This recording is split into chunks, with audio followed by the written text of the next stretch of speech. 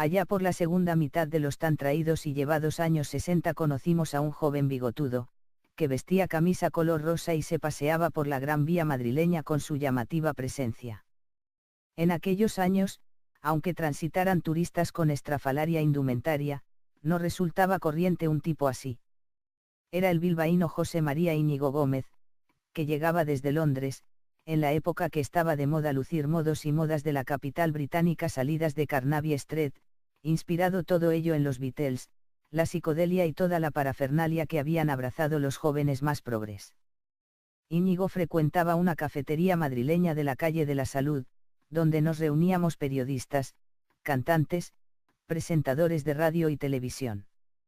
José María tenía cerca los estudios de Radio Madrid, donde había empezado a colaborar, primero desde la capital británica, como corresponsal de programas musicales, y luego ya asentado entre nosotros. Se hizo muy popular también con sus primeras apariciones televisivas, marcando estilo con la ropa que se traía de Inglaterra. Comentarista de discos en la revista Mundo Joven, que dirigía Jesús Picatoste, era temido por sus a veces ácidas críticas. Cuando comenzó a emitirse Estudio Abierto en la segunda cadena, UHF, en su acepción técnica, se convirtió en toda una estrella de la televisión.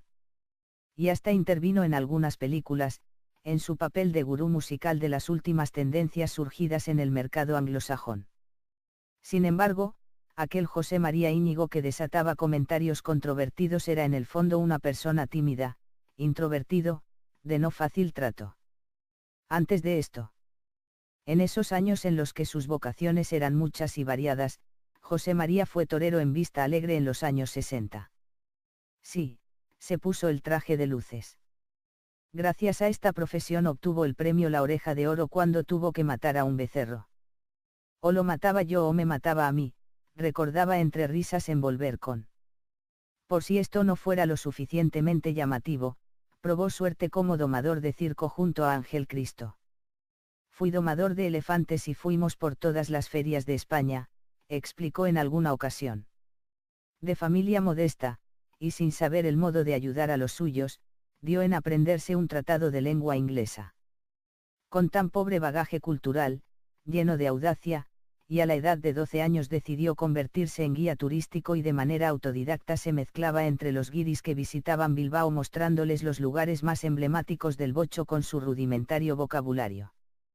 También se ayudaba económicamente como chico de los recados de una compañía de suministros eléctricos, donde le pagaban 500 pesetas al mes. Continuaba por su cuenta aprendiendo más lecciones de inglés, atreviéndose a dar clases en una academia. Él mismo llegaría a reconocer que no tenía ni idea de la lengua de Shakespeare. Traducía tomos de cirugía y de otras materias. Sentíase rico y no le faltaba razón porque había meses que llegó a acumular 20.000 pesetas, importante cantidad para un chico que, a finales de los años 50 aún no había cumplido los 18 años. Paso decisivo para su futuro fue cuando se ofreció en Radio Bilbao como locutor musical. Lo apodaban Mr. Ritmo.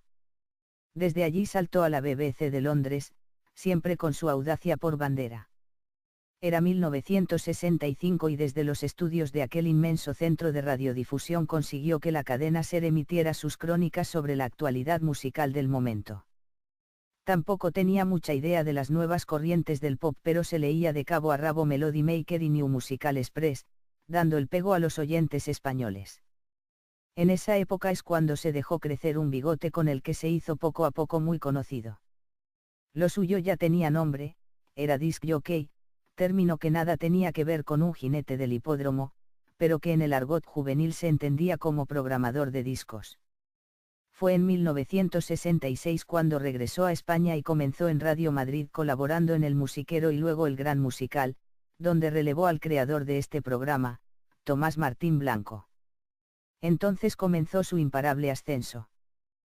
Confesaría esto, me hice famoso. Y no solo por mis conocimientos o por mi voz, sino por mi estilo agresivo. Tanto lo era que, comentando una novedad musical dijo textualmente, acaba de aparecer un disco de Julio Iglesias. ¿Por qué? Venía a ser lo mismo que había hecho muchos años antes George Bernard Shaw criticando un estreno teatral.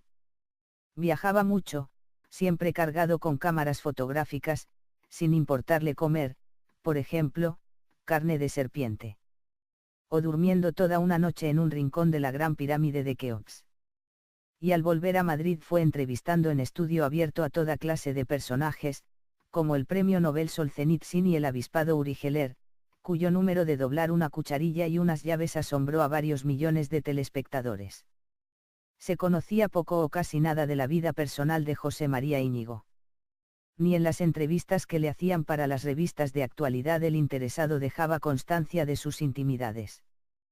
Pero un día no tuvo más remedio que aceptar la presencia de reporteros a su alrededor. Fue cuando contrajo matrimonio con una pintora brasileña, Josette Namias, alta, atractiva, con quien tendría 2 hijos. La boda se celebró en 1984. Entonces estaba de moda en Madrid una discoteca llamada JJ, sita en la Plaza del Callao, centro de reunión de los personajes de la farándula, sobre todo los cantantes. A Íñigo, toda una celebridad en ese ambiente, le reservaban todas las noches un lugar privilegiado. Acudía con su esposa a menudo. Fuimos testigos de cómo se acercaban al bilbaíno para saludarlo amistosamente. Cantantes y directivos de casas de discos lo mimaban para que sus críticas fueran lo más positivas posibles. Aunque él gustaba sentirse independiente. Algún negocio aparte le hizo ganar un buen dinero, al fundar por ejemplo una agencia de recortes de prensa. También con el padre Antonio Aradillas montaría después una revista de turismo que le proporcionó asimismo excelentes dividendos y contactos importantes en el mundo de la navegación aérea. Tenía billetes gratis a su disposición, porque además de sus programas en España hubo una época en la que iba semanalmente a Puerto Rico, a presentar un programa idéntico a Estudio Abierto. Su matrimonio con Josette Namias naufragó de la noche a la mañana. Después conoció a otra belleza, Pilar Piniella, que había sido pareja del humorista Pedro Ruiz. Se casó con ella en segundas nupcias teniendo otros 2 hijos. Y aunque eran asiduos invitados a fiestas de postín y aparecían regularmente en los semanarios del color, José María Íñigo continuaba siendo un ser lleno de timidez. Parecía arisco a primera vista, porque no sonreía mucho y además, hablaba con expresiones algo cortantes. Quienes lo conocimos desde su llegada a Madrid sabemos que era un modo de reaccionar ante gente ajena, llevado por su introversión. No era antipático, aunque a veces lo pareciera. Con Pilar Piniella formó ya una pareja estable, siendo su mejor y más cercana colaboradora. No se le conocieron a Íñigo amores extramatrimoniales. Muy trabajador, tuvo sus épocas difíciles, cuando Televisión Española dejó de contratarlo. Pero volvió a resurgir como ave fénix, demostrando ser un comunicador especial, con dominio absoluto ante cualquier contingencia en programas cara al público, como Directísimo, Fantástico y Esta noche. Fiesta. Cualquier otro hubiera pasado un mal rato cuando Lola Flores perdió un pendiente de oro y brillantes en plena actuación. O la vez que Tony Leblanc le anunció que iba a realizar un número jamás visto, que consistió en pelar tranquilamente una manzana. No menos sorprendente fue la noche en la que Palomo Linares se enfrentó verbalmente a Paco Camino. En los últimos años, José María Íñigo superó baches en su trabajo. Tiempos en que tal vez las nuevas generaciones ignoraban quién había sido. Con modestia, aguantó esa mala época, pero poco a poco fue reapareciendo ante los micrófonos de Radio Nacional de España y otras cadenas de televisión. También participó en una de las temporadas de Supervivientes, ya había perdido sus cabellos y mostraba una lustrosa calva. Eso sí, su bigote seguía siendo su mejor tarjeta de visita. En la televisión de Castilla-La Mancha estuvo una temporada, siempre recurriendo a su fórmula de estudio abierto. Asimismo, ya superada aquella inicial ignorancia acerca del pop musical, colaboró con José Ramón Pardo en la edición de varias antologías discográficas, en una de las cuales hasta llegó a grabar algunas piezas, con la mejor voluntad posible.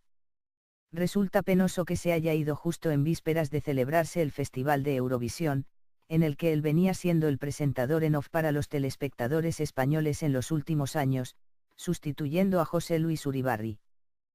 Con la desaparición de José María Íñigo perdemos a un personaje ligado a muchas vidas a lo largo de medio siglo. Alguien que a través de la televisión se había colado en casa como alguien de la familia. Y en nuestra condición de periodista, el compañero que en una España llena de envidias y zancadillas, había conseguido algo difícil como ser superviviente de una profesión, de un tiempo que con él ya solo es recuerdo.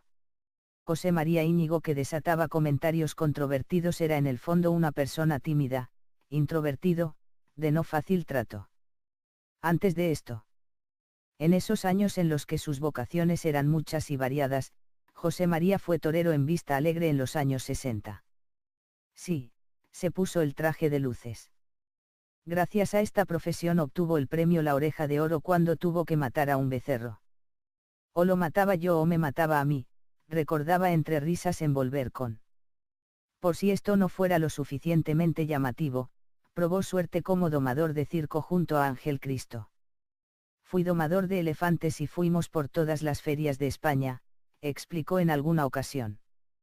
De familia modesta, y sin saber el modo de ayudar a los suyos, dio en aprenderse un tratado de lengua inglesa. Con tan pobre bagaje cultural, lleno de audacia, y a la edad de 12 años decidió convertirse en guía turístico y de manera autodidacta se mezclaba entre los guiris que visitaban Bilbao mostrándoles los lugares más emblemáticos del bocho con su rudimentario vocabulario. También se ayudaba económicamente como chico de los recados de una compañía de suministros eléctricos, donde le pagaban 500 pesetas al mes. Continuaba por su cuenta aprendiendo más lecciones de inglés, atreviéndose a dar clases en una academia. Él mismo llegaría a reconocer que no tenía ni idea de la lengua de Shakespeare. Traducía tomos de cirugía y de otras materias. Sentíase rico y no le faltaba razón porque había meses que llegó a acumular 20.000 pesetas, importante cantidad para un chico que, a finales de los años 50 aún no había cumplido los 18 años. Paso decisivo para su futuro fue cuando se ofreció en Radio Bilbao como locutor musical. Lo apodaban Mr. Ritmo. Desde allí saltó a la BBC de Londres, siempre con su audacia por bandera. Era 1965 y desde los estudios de aquel inmenso centro de radiodifusión consiguió que la cadena SER emitiera sus crónicas sobre la actualidad musical del momento. Tampoco tenía mucha idea de las nuevas corrientes del pop, pero se leía de cabo a rabo Melody Maker y New Musical Express, dando el pego a los oyentes españoles. En esa época es cuando se dejó crecer un bigote con el que se hizo poco a poco muy conocido. Lo suyo ya tenía nombre, era disc jockey, término que nada tenía que ver con un jinete del hipódromo, pero que en el argot juvenil se entendía como programador de discos. Fue en 1966 cuando regresó a España y comenzó en Radio Madrid colaborando en El Musiquero y luego El Gran Musical, donde relevó al creador de este programa, Tomás Martín Blanco. Entonces comenzó su imparable ascenso. Confesaría esto, me hice famoso. Y no solo por mis conocimientos o por mi voz, sino por mi estilo agresivo. Tanto lo era que, comentando una novedad musical dijo textualmente, acaba de aparecer un disco de Julio Iglesias. ¿Por qué? Venía a ser lo mismo que había hecho muchos años antes George Bernard Shaw criticando. Allá por la segunda mitad de los tan traídos y llevados años 60 conocimos a un joven bigotudo, que vestía camisa color rosa y se paseaba por la Gran Vía madrileña con su llamativa presencia. En aquellos años, aunque transitaran turistas con estrafalaria indumentaria, no resultaba corriente un tipo así. Era el bilbaíno José María Íñigo Gómez, que llegaba desde Londres, en la época que estaba de moda lucir modos y modas de la capital británica salidas de Carnaby Street, inspirado todo ello en los Beatles, la psicodelia y toda la parafernalia que habían abrazado los jóvenes más progres. Íñigo frecuentaba una cafetería madrileña de la calle de la Salud, donde nos reuníamos periodistas, cantantes, presentadores de radio y televisión. José María tenía cerca los estudios de Radio Madrid, donde había empezado a colaborar, primero desde la capital británica, como corresponsal de programas musicales, y luego ya asentado entre nosotros. Se hizo muy popular también con sus primeras apariciones televisivas, marcando estilo con la ropa que se traía de Inglaterra. Comentarista de discos en la revista Mundo Joven, que dirigía Jesús Picatoste, era temido por sus a veces ácidas críticas. Cuando comenzó a emitirse Estudio Abierto en la segunda cadena, UHF, en su acepción técnica, se convirtió en toda una estrella de la televisión. Y hasta intervino en algunas películas, en su papel de gurú musical de las últimas tendencias surgidas en el mercado anglosajón. Sin embargo, aquel fue un estreno teatral. Viajaba mucho, siempre cargado con cámaras fotográficas, sin importarle comer, por ejemplo, carne de serpiente. O durmiendo toda una noche en un rincón de la Gran Pirámide de Keops. Y al volver a Madrid fue entrevistando en Estudio Abierto a toda clase de personajes, como el premio Nobel Solzhenitsyn y el avispado Uri Geller, cuyo número de doblar una cucharilla y unas llaves asombró a varios millones de telespectadores. Se conocía poco o casi nada de la vida personal de José María Íñigo. Ni en las entrevistas que le hacían para las revistas de actualidad el interesado dejaba constancia de sus intimidades. Pero un día no tuvo más remedio que aceptar la presencia de reporteros a su alrededor.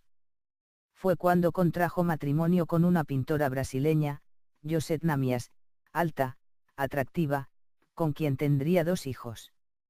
La boda se celebró en 1984.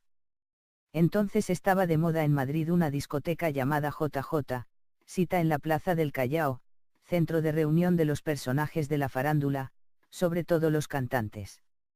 A Íñigo, toda una celebridad en ese ambiente, le reservaban todas las noches un lugar privilegiado. Acudía con su esposa a menudo. Fuimos testigos de cómo se acercaban al bilbaíno para saludarlo amistosamente. Cantantes y directivos de casas de discos lo mimaban para que sus críticas fueran lo más positivas posibles. Aunque él gustaba sentirse independiente. Algún negocio aparte le hizo ganar un buen dinero, al fundar por ejemplo una agencia de recortes de prensa. También con el padre Antonio Aradillas montaría después una revista de turismo que le proporcionó asimismo excelentes dividendos y contactos importantes en el mundo de la navegación aérea. Tenía billetes gratis a su disposición, porque además de sus programas en España hubo una época en la que iba semanalmente a Puerto Rico, a presentar un programa idéntico a Estudio Abierto. Su matrimonio con Josette Namias naufragó de la noche a la mañana. Después conoció a otra belleza, Pilar Piniella, que había sido pareja del humorista Pedro Ruiz. Se casó con ella en segundas nupcias teniendo otros 2 hijos. Y aunque eran asiduos invitados a fiestas de postín y aparecían regularmente en los semanarios del color, José María Íñigo continuaba siendo un ser lleno de timidez. Parecía arisco a primera vista, porque no sonreía mucho y además, hablaba con expresiones algo cortantes. Quienes lo conocimos desde su llegada a Madrid sabemos que era un modo de reaccionar ante gente ajena, llevado por su introversión. No era antipático, aunque a veces lo pareciera. Con Pilar Piniella formó ya una pareja estable, siendo su mejor y más cercana colaboradora. No se le conocieron a Íñigo amores extramatrimoniales. Muy trabajador, tuvo sus épocas difíciles, cuando Televisión Española dejó de contratarlo. Pero volvió a resurgir como ave fénix, demostrando ser un comunicador especial, con dominio